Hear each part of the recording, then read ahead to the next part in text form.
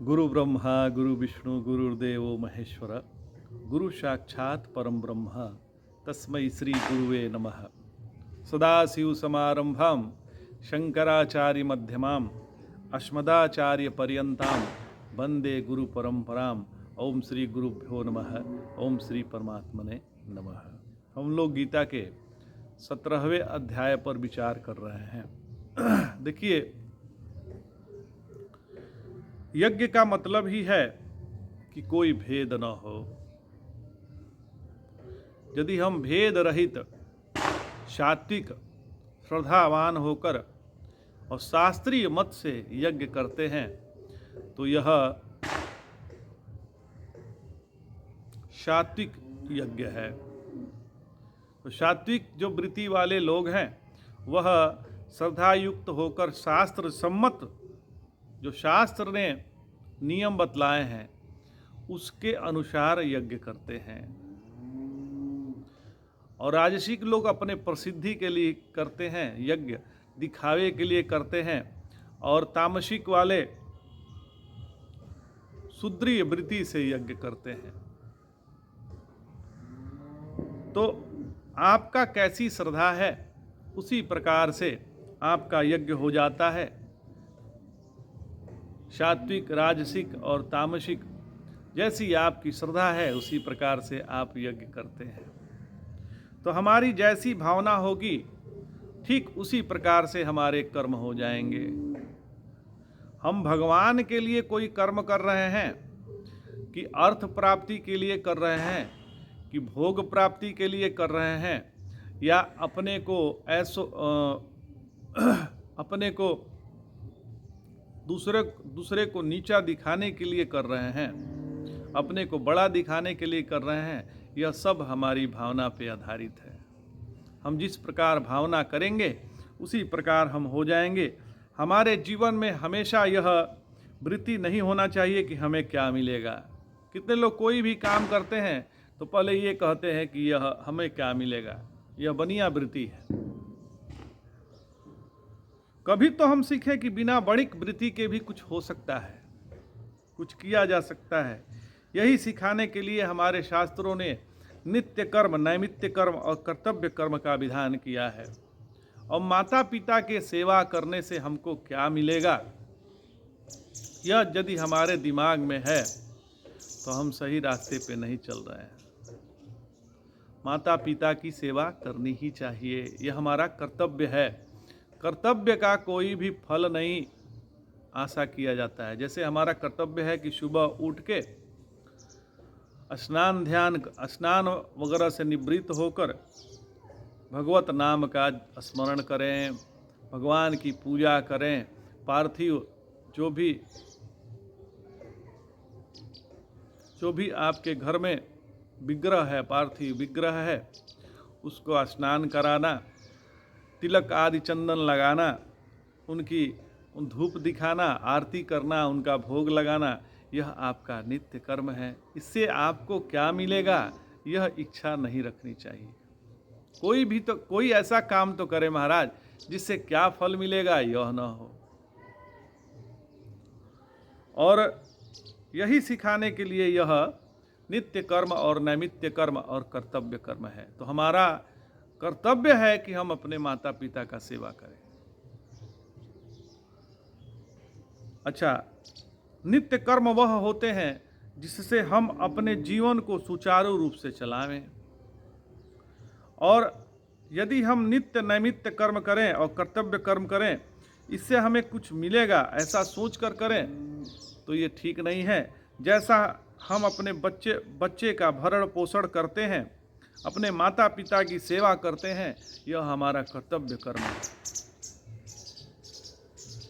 इससे हमें कुछ मिलेगा यह सोचकर हम नहीं करते हैं। इसलिए हर बार इससे हमें क्या मिलेगा यह भावना अपने हृदय में न लावें। अब देखिए, नित्य नैमित्य कर्म करेंगे तो कुछ नहीं मिलेगा, पर नहीं करेंगे तो प्रत्यवाय दोष भी लगेगा। नित्य कर्म यदि आप संध्या वंदन नहीं करते हैं तो ये प्रत्यवाय दोष लगता है। देखिए, यदि हम हरि नाम जप करते हैं, राम नाम का जप करते हैं, सीताराम जप करते हैं, राधा श्याम का जप करते हैं, तो इसके लिए आपने संकल्प कोई नहीं लिया है। लेकिन जब हम लोगों का यज्ञोपवीत संस्कार होता है तो हम गायत्री मंत्र के लिए संकल्प लेते हैं कि हम गायत्री मंत्र इतना जपेंगे ही, और हम नहीं जपते हैं तो इसका प्रत्यवाय दोष लगता है। यह हमें जपना ही चाहिए। यदि आपका यज्ञोपवीत संस्कार हुआ है तो आपका नित्य कर्तव्य है कि कम से कम सुबह 3 माला गायत्री जपना ही है। तीनों काल का संध्या नहीं कर पाए तो 2 काल का कर लें। 2 काल का भी आप नहीं कर पा रहे हैं तो प्रातःकालीन संध्या तो अवश्य ही अवश्य करें। यदि आप नहीं कर रहे हैं तो आप पे प्रत्यवाय दोष तो लगना तय है, क्योंकि आप ही अपने संकल्पों का त्याग किया है। आपने संकल्प लिया था, उसका आपने परित्याग किया है, तो उसका प्रत्यय दोष लगेगा। तो जिस प्रकार हम अपनी नौकरी के लिए टाइम पर पहुंचते हैं तो कुछ नहीं अलग से नहीं मिलता है। जैसे हम समय से पहुंच जाएंगे तो हमको क्या इसका फल मिलेगा। और लोग हमें बेवकूफ़ भी कहते हैं कि टाइम से आता है। लोग से क्या लेना देना है। आपको टाइम से जाना चाहिए। यदि हम कहीं नौकरी करते हैं, हमारा समय है कि 10 बजे हमें पहुंचना है दफ्तर, तो हमें पहुंचना ही है, इसमें संदेह नहीं होना चाहिए। इस प्रकार से हॉस्टल में रहने वाले नॉन एल्कोहलिक लोग, जो नॉन एल्कोहलिक लोग जो हैं, जो दारू नहीं पीते हैं, जो नशा पदार्थ है, गुटखा है, पान है, बीड़ी है, सिगरेट है और एल्कोहल है, इसको नहीं ग्रहण करते हैं, उनको बेवकूफ़ कहा जाता है। और जो एल्कोहलिक होते हैं उनका एक ग्रुप होता है, वो उन पे हंसता है कि एक बेवकूफ़ लोग हैं। तो उनके बेवकूफ़ न कहलवाएं, इसका मतलब थोड़े है कि आप भी पीना शुरू कर दीजिए। ऐसा नहीं करना है। कर्म करने का प्रयोजन जो हमारे शास्त्रों ने बताया है वह अपने अंतःकरण के निर्माण के लिए है, जगत के निर्माण के लिए नहीं है। जिन व्यक्तियों ने जगत के निर्माण के लिए कर्म को महत्व दिया है, कर्म को चुना है, वे जगत का निर्माण तो कर नहीं पाए, पर अपने अंतःकरण का सत्यानाश तो अवश्य ही किया है। जितने लोगों ने सेवा भाव रखा कि हम जगत की सेवा करेंगे तो ठीक है, कोई बात नहीं। लेकिन जहां आया कि जगत को हम सुधारना चाहते हैं, जगत बहुत गड़बड़ हो गया है, संसार बहुत गड़बड़ हो गया, इसको सुधारना जरूरी है, तो सुधारने चलते हैं, तो जगत को तो सुधार सकते नहीं, क्योंकि जगत तो साक्षात सच्चिदानंद स्वरूप है। स्वयं को जब अवश्य ही आप बिगाड़ लेते हैं, आपका स्वयं का सत्यानाश हो जाता है, तो अंतःकरण का आपका निर्माण नहीं हो पाता है। इसलिए अफलाकांक्षी भी जो भी हमें जगत में करना है, ध्यान हमें अंतःकरण की निर्मिति पे देना है कि हमारा अंतःकरण शुद्ध हो, पवित्र हो। तो जो भी हम यज्ञ कर रहे हैं वह नियमों के अनुसार कर रहे हैं और अपने अनुसार नहीं कर रहे हैं। हमारा जो मन कर रहा है उस अनुसार नहीं कर रहे हैं, जो शास्त्र ने नियम बताया है उस प्रकार से कर रहे हैं। तो ठीक है, अब श्राद्ध को ही देख लीजिए। अब श्राद्ध जो है बताया जाता है कि भाई 10 कर्म होगा, फिर 12वें दिन जो है वो ब्रह्म भोज होगा। ये शास्त्र का जो नियम है उसका पालन करना चाहिए। जैसे एक ब्रह्मचारी को रहना चाहिए, वैसे दंड, जब मरने के बाद दंड एक दिया जाता है, जो दाह संस्कार, दाह लेते हैं, तो दाह जो है वो एक तरह से दंड ही है, वो ब्रह्मचर्य का प्रतीक है। और ब्रह्मचारी रह के पिंडदान इत्यादि किया जाता है। श्राद्ध का नियम है कि ऐसे करना है। तो जो शास्त्रज्ञ हैं, शास्त्र को जानने वाले हैं, वैसे लोगों के सलाह से जो नियम बताया गया है शास्त्र में, उसके अनुसार से श्राद्ध करना चाहिए। अब हम मनमानी श्राद्ध करेंगे। आजकल देखिए, पुरुष के मरने के बाद जब क्रियाकर्म हो जाता है, उसके 12 महीने के बाद पुनः पिंडदान इत्यादि किया जाता है, बरखी कहते हैं उसको हमारे यहाँ। तो अब देख रहे हैं कि लोग दूसरे दिन ही जैसे आज क्रिया कर्म 12वां दिन पूरा हो गया तो ब्रह्मभोज इत्यादि हो गया, उसके ठीक दूसरे दिन या 2 दिन बाद जो है बरखी रख लेते हैं कि भाई बरखी नहीं करेंगे तो टोला मोहल्ला में शादी होना है, पटीदारी में शादी होना है, कैसे होगा। ऐसा नहीं करना चाहिए। जो शास्त्र ने नियम बतलाए हैं उसी प्रकार करना चाहिए। तो श्राद्ध का जो नियम है उसको वैसे ही करने की आवश्यकता है। अब हम कहें कि श्राद्ध का नियम ऐसे नहीं चलेंगे, ये तो पंडितों का कमाने का एक हथकंडा है, तो यह गलत है, ये गलत बात है। तो अब हम अपना कर्तव्य कर्म क्यों करते हैं, यह प्रश्न उठता है कि हम अपना कर्तव्य कर्म क्यों करें या क्यों करते हैं। तो क्योंकि वह करणीय है, उसे हमें क्या मिलेगा यह सोचना नहीं है, करना है। हर चीज में बनियागिरी ठीक नहीं है, यह करना ही है। हमारा कर्तव्य है कि हमारा अपने बच्चे का निर्वहन करना है, अपनी पत्नी का निर्वहन करना है। यदि आपकी शादी हुई है तो उसका निर्वहन करना ही है, यह आपका कर्तव्य कर्म है। इसके लिए कोई दूसरा रास्ता नहीं है, तो करना ही पड़ेगा। तो एक लोग गुरुदेव भगवान से पूछे कि रोज उठकर यह भगवान का नाम क्यों लेना चाहिए, हम क्यों लें। तो गुरुदेव भगवान ने कहा कि तुम यह क्यों नहीं पूछ रहे हो कि रोज उठकर पेशाब क्यों करना चाहिए, हमें पैखाना क्यों जाना चाहिए, रोज उठकर नहा धोकर हमको खाना क्यों खाना चाहिए, हम 3 टाइम खाना क्यों खाते हैं, यह क्यों नहीं पूछ रहे हो। सिगरेट पीना चाहिए कि नहीं, गुटखा खाना चाहिए कि नहीं, यह तो आप पूछते नहीं हैं। आप एल्कोहल दारू पीना चाहिए कि नहीं, ये पूछते हैं क्या साधु महात्मा से। तो जो नाम लेना नहीं चाहते हैं वह इसी तरह का प्रश्न पूछते हैं। हमारे लिए तो भगवत नाम लेना जीवन का एक अभिन्न अंग होना चाहिए, क्योंकि हम भगवान पे श्रद्धा नहीं रखेंगे तो किस पे श्रद्धा रखेंगे। तो अब हम जब यज्ञ करते हैं तो आहुति को अग्नि में डालते हैं, इसका क्या कारण है। अब कोई कहेगा कि क्यों डालते हैं, ये तो नुकसान क्यों करते हैं, ये फालतू का घी आप इतना नुकसान कर देते हैं। कितने लोग कहते हैं कि आप जो अंग्रेज के औलाद टाइप के लोग हैं, हिंदू में भी अंग्रेज के औलाद हो गए हैं कुछ, उनका कहना है कि इतना घी, अब ये शिव जी पे इतना दूध क्यों चढ़ा देते हैं। तो भाई ध्यान दीजिएगा, जो हमारी सृष्टि है वह 2 स्तर का है। तो एक तो है अभिव्यक्त सृष्टि जो नाम रूपात्मक है, जो दिख रहा है, नाम रूपात्मक सृष्टि, और दूसरी है सूक्ष्म या अव्यक्त सृष्टि जो हमको दिखती नहीं है।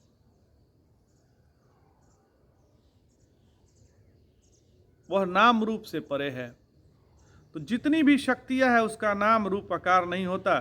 बिजली का ना कोई आकार है ना कोई प्रकार है, वो तो बल्ब से प्रकाशित होती है तो मालूम चलती है कि बिजली है, या किसी भी उपकरण से प्रकाशित होती है। तो बिजली का तो कोई अपना नाम नहीं है, न उसको आप देख सकते हैं। ये सूक्ष्म शक्तियां हैं, इनको पोषण के लिए इस तरह के यज्ञ की आवश्यकता है, इस तरह की आहुति की आवश्यकता है। तो यह सब जो शक्तियां हैं वो सभी गुण जो शब्द स्पर्श रूप रस गंध है इससे परे हैं। और जितनी भी साधना है, ध्यान दीजिएगा, जितनी भी साधना है वह अंतःकरण की शुद्धि के लिए है, अंतःकरण के निर्माण के लिए है। यदि हमारे कर्मों से अंतःकरण का निर्माण नहीं हो रहा है तो हम गलत रास्ते पे जा रहे हैं, हमारा रास्ता गलत हो गया है। इसके लिए जरूरी है कि आवरण का भंग होना, आवरण भंग होना चाहिए। भगवान ने गोपियों के साथ ऐसा ही किया, पहले उनका आवरण भंग किया, आवरण भंग होने के बाद अंतःकरण निर्मित हो गया, तब जाकर के उनके जीवन में रास लीला शुरू हो गया। तो यह हमारे जीवन में भी आंतरिक लीला चालू हो जाए, इसके लिए सात्विक यज्ञ की आवश्यकता है। इसीलिए सात्विक यज्ञ की आवश्यकता है कि हमारे भी जीवन में यज्ञ की शुरुआत हो जाए। अब भगवान कह रहे हैं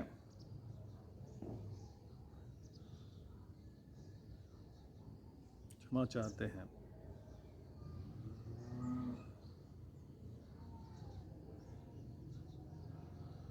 और भगवान बतला रहे हैं कि तपस्या क्या है।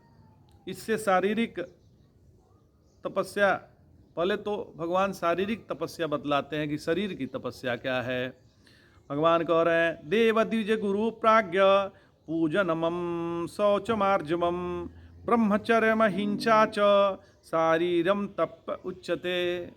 भगवान कह रहे हैं कि देवता, ब्राह्मण और गुरु तत्वज्ञ का पूजन बाह्य और अंतर, पवित्रता, सरलता, ब्रह्मचर्य और अहिंसा, यह शारीरिक तप कहा जाता है। यह शारीरिक तप है। क्या क्या शारीरिक तप है? तो देवता, ब्राह्मण, गुरु और तत्वज्ञ का पूजन करना, फिर बाह्य और अंतर पवित्रता होना रखना, और चौथा बोले सरलता होना, ब्रह्मचर्य का पालन करना और अहिंसा, यह शारीरिक तप कहा जाता है। हम जिस देह के माध्यम से कार्य करते हैं वह देह हमेशा फिट होना चाहिए, स्वस्थ होना चाहिए। स्वस्थस्य स्वास्थ्य रक्षणम आतुरस्य विकार प्रशमनम च, यह आयुर्वेद का प्रयोजन है कि आयुर्वेद यह कहता है कि स्वस्थ शरीर बना रहे और विकार जो इसमें आ गए हैं उसका विकार नष्ट हो जाए। तो यही उनका लक्ष्य होता है आयुर्वेद का। तो हमारा भी लक्ष्य होना चाहिए कि जिस देह के माध्यम से हम कार्य में प्रवृत्त होते हैं, कोई यज्ञ में प्रवृत्त होते हैं, कोई कार्य में प्रवृत्त होते हैं, उसका स्वस्थ होना अत्यंत आवश्यक है। क्योंकि स्वस्थ ही शरीर में स्वस्थ अंतःकरण हो सकता है। तो जो अपने देह को स्वस्थ नहीं रख सकता वह किसी की भी सेवा नहीं कर सकता। वो तो दूसरे से सेवा करवाएगा, वह दूसरे की सेवा कैसे करेगा? अपने को स्वस्थ रखने के लिए कुछ चीजें आवश्यक हैं। तो क्या क्या? तो जो देवता हैं, अपने से जो श्रेष्ठ हैं, गुरुजन हैं, साधु हैं, संत हैं, उनकी पूजा करना, यह शरीर की तपस्या है। अब कोई बड़ा व्यक्ति सामने से गुजर रहा है तो उनके अभिवादन में खड़े हो जाइए महाराज। अब बैठे मत रहिए, सामने आ गए खड़े हो गइए, उनको अभिवादन कर लीजिए, प्रणाम कर लीजिए। तो कम से कम उस समय तो हमारा आलस निकल गया। हमारे जो अंदर आलस बैठा हुआ था, बैठे बैठे सुस्त हो गए थे, वो तो हट गया महाराज। तो इस शरीर को आलस, प्रमाद, निद्रा से हटाने के लिए बड़ों का आदर करना अत्यंत आवश्यक है। फिर शौचम, केवल बाहर की साफ सफाई नहीं चाहिए महाराज, बाहर की सफाई के साथ साथ अपने अंतःकरण की पवित्रता, इन तीनों को मिलाकर शौच होता है। फिर बोले आर्जवम, इसका तात्पर्य है सरलता, कटुता नहीं। जैसे जीवन में जो अंदर भाव हो वही भाव हो, अंदर कुछ चल रहा है बाहर कुछ हो, ऐसा नहीं है।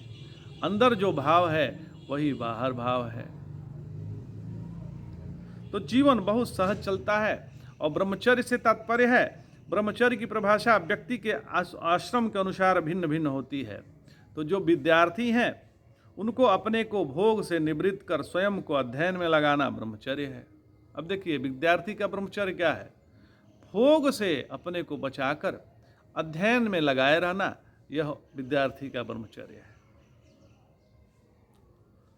फिर गृहस्थ का में जो पति पत्नी हैं उनमें योग दृष्टि से ही संबंध होवे, भोग होवे। भोग दृष्टि से संबंध न होवे, योग दृष्टि से होवे। तो उपनिषद में आता है कि पुत्र प्राप्ति की चेष्टा करना यह बहुत बड़ा आध्यात्मिक यज्ञ है। पुत्र प्राप्ति के लिए पति पत्नी संग यज्ञ ही करते हैं और उस यज्ञ से जो पुत्र आते हैं यह आध्यात्मिक यज्ञ है। तो यह उनके लिए ब्रह्मचर्य है। तो यह एक दैविक यज्ञ है। क्या? पुत्र के लिए पति पत्नी का योग होना, यह दैविक यज्ञ है। तो ये भी यज्ञ है। और यह गृहस्थ का ब्रह्मचर्य है। वानप्रस्थ के लिए ब्रह्मचर्य वो है कि अब पति पत्नी भाई का जो पति पत्नी का जो रिश्ता है वह भाई बहन का हो गया है। और सन्यासी के लिए ब्रह्मचर्य वह है जिसमें भोग नहीं है, जिसमें भोग निवृत्त हो गया है। इसलिए ब्रह्मचर्य का पालन अपने आश्रम के द्वारा हमको चलाना है। ब्रह्मचर्य का दूसरा अर्थ यह भी है कि हमारा मन किस ओर चल रहा है। ब्रह्मचर्य का यह भी तात्पर्य है कि हमारा मन किस ओर जा रहा है। तो हम अपने मन को नित्य निरंतर परमात्मा में लगाएं, यह हो गया ब्रह्मचर्य। ऐसा जो तपस्या है उसको कहते हैं शारीरिक तपस्या। सात्विक दृष्टि से अहिंसा ही शारीरिक तपस्या है। तो आज इतना ही। जय जय शंकर, हर हर शंकर, नमामि शंकर, भजामि शंकर, नमः पार्वती पतये, हर हर महादेव।